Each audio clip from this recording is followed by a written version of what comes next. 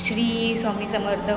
देवशयनी आषाढी एकादशी आता झालेली आहे आणि आता थोड्याच दिवसात आपला श्रावण महिना चालू होणार आहे. ते श्रावण महिन्यामध्ये आपल्याला करायचं काय आहे, कारण की प्रत्येकांची एकच इच्छा असते की माझ्याकडे भरपूर पैसा असला पाहिजे, माझ्याकडे धन संपत्ती असली पाहिजे. पण काय होतं, खूप सारे उपाय करूनसुद्धा आपल्याला फरक पडत नाही, कारण की आपल्याला प्रयत्नही करायचे असतात. मेहनत आणि प्रयत्न आणि नशीब या तिघांची साथ आपल्याला पाहिजे असते.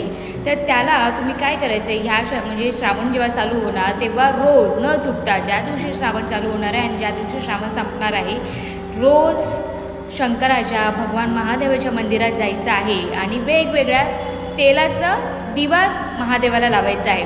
म्हणजे तिळाचं तेल असेल, आपण जे रेग्युलर तेल यूज करतो ते तीळ असेल, त्यानंतर चाफ्याचं तेल, म्हणजे वेगवेगळ्या फुलांची तेल येतात ते तुम्ही यूज करू शकता. तूप आहे, याचा दिवा तुम्हाला प्रत्येक सोमवारी किंवा रोज महादेवाच्या पिंडीजवळ किंवा शंकराचं मंदिर असेल तर तिथे जाऊन प्रज्वलित करायचं आहे आणि आपल्या मनातील इच्छा बोलायची आहे. शंकर भगवानांना सांगायचं आहे, महादेवाला सांगायचं आहे की हे भोळासा माझ्या पाठी जे कर्ज आहे ते दूर कर, किंवा माझ्याकडे एवढी संपत्ती येऊन दे, एवढं धन येऊन दे, जेणेकरून माझं घर सुख शांतीत आणि समृद्धीत नांदेल.